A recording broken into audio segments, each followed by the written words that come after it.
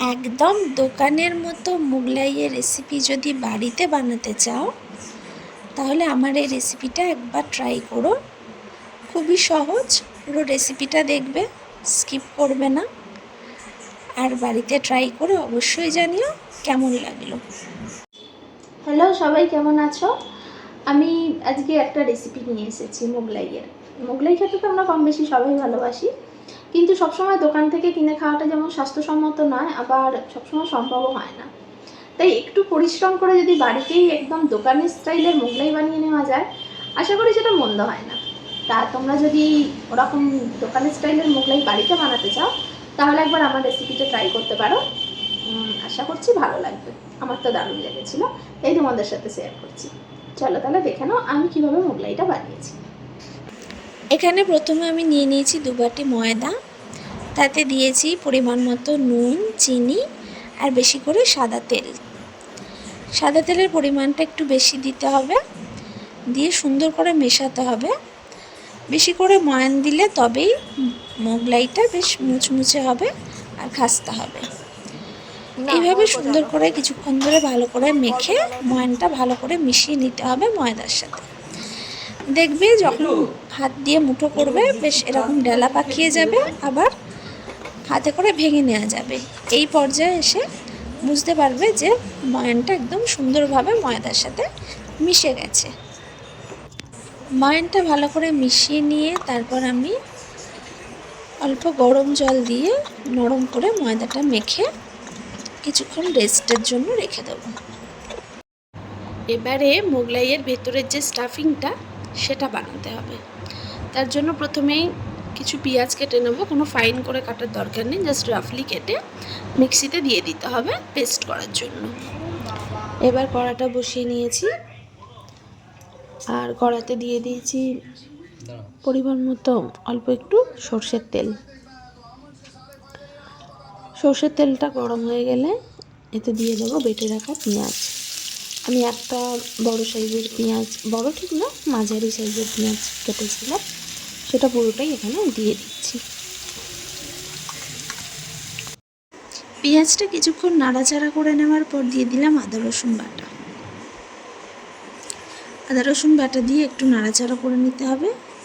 দিয়ে দিলাম অল্প পরিমাণ হলুদ, নুন,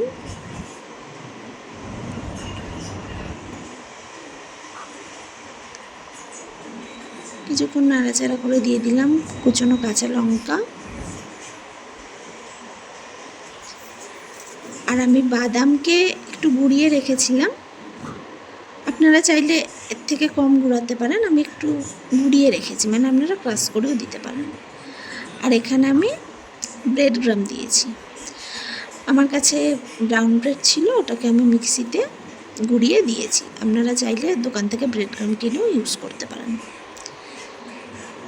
এবার এটা নাড়াচাড়া করে বেশ যতক্ষণ এরকম ঝুড়ো ঝুড়ো হয়ে যাবে, আমাদের পুরটা রেডি হয়ে গেছে। এবার এখানে আমি তরকারির আলুটা কেটে নিচ্ছি।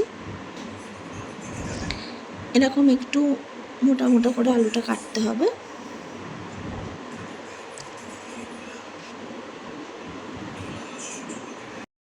এবার কেটে রাখা আলুতে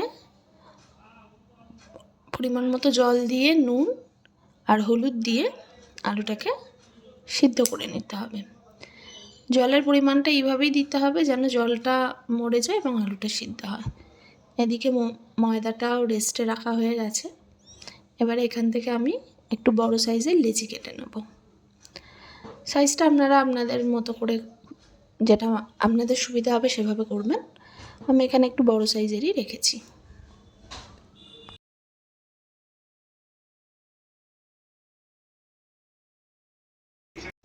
এদিকে দেখুন আলুটা একদম ঠিকঠাক সিদ্ধ হয়ে গেছে, জলটাও মরে গেছে এবং প্রপার সিদ্ধ হয়েছে, গলেও যায়নি, আবার সিদ্ধটাও ঠিকঠাক হয়েছে। এভাবেই নামাতে হবে।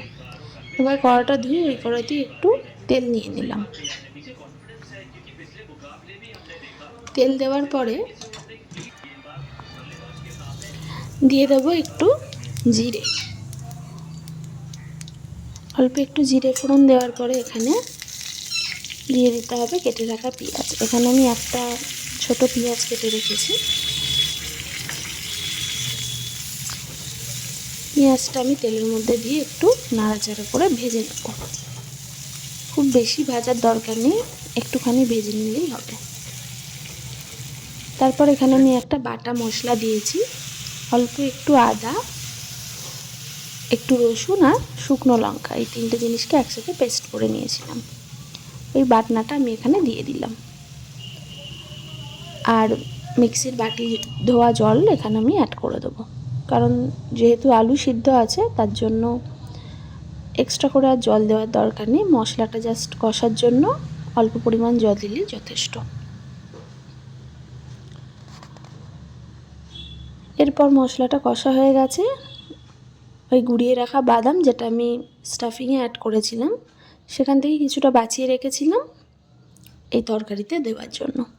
এটা সম্পূর্ণ অপশনাল, আপনারা আপনাদের পছন্দ মতো ব্যবহার করবেন। দিয়ে দিলাম সিদ্ধ করে রাখা আলুটা, দিয়ে আর কিছুই না, তরকারি প্রায় শেষ। শুধু আলুটাকে সুন্দর করে মশলার গায়ে মাখিয়ে নিতে হবে, সুন্দর করে নাড়াচাড়া করে নিলেই আমাদের মোগলাইয়ের তরকারি একদম রেডি। ঠিক এই রকম অবস্থায় যখন দেখবেন একদম মশলার সাথে আলুটা সুন্দর করে মিক্স হয়ে গেছে, এই অবস্থায় আমি তরকারিটা নামিয়ে দেবো। এবার একটা বাটিতে একটা ডিম ফাটিয়ে নিয়েছি। আপনারা যদি ডাবল ডিমের করতে চান 2টো ডিম নেবেন, আমি এখানে একটা ডিমেরই করেছি। দিয়ে দিয়েছি কুচিয়ে রাখা পেঁয়াজ, কাঁচা লঙ্কা আর মোগলাইয়ের যে স্টাফিংটা আগে বানিয়ে নিয়েছিলাম সেটা এখানে অ্যাড করে দিলাম।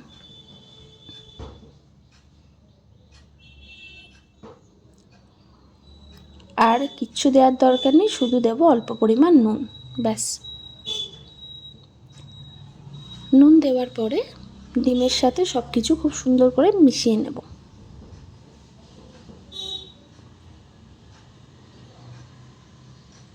মেশানো হয়ে গেল, মানে এখানে আমাদের মোগলাইয়ের পুরো স্টাফিংটা একদম রেডি।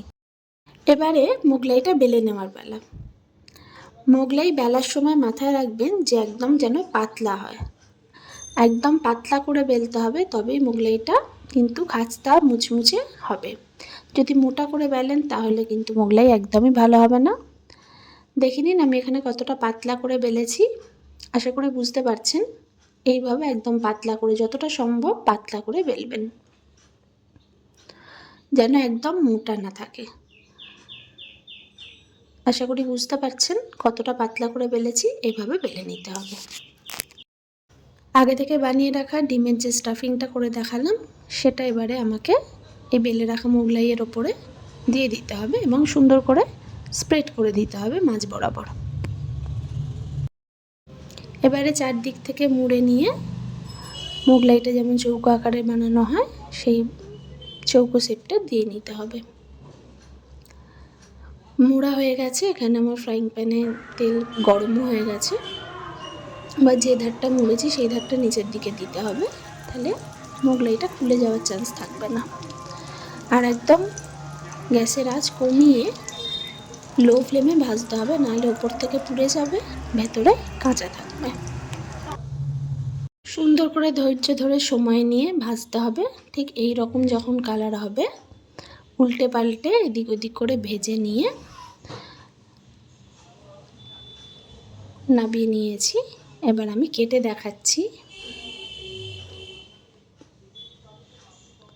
দেখুন কতটা মচমচে হয়েছে। আমি কাটছি, আপনি আশা করি এটা দেখে বুঝতে পারছেন যে মোগলাইটা একদম খাস্তা হয়েছে, ঠিক যেমন দোকানে হয়।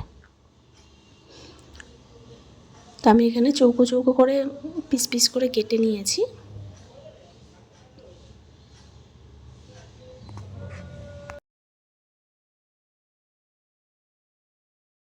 এবার আমি কেটে রাখা টুকরো থেকে একটা টুকরো আপনাকে তুলে দেখাচ্ছি।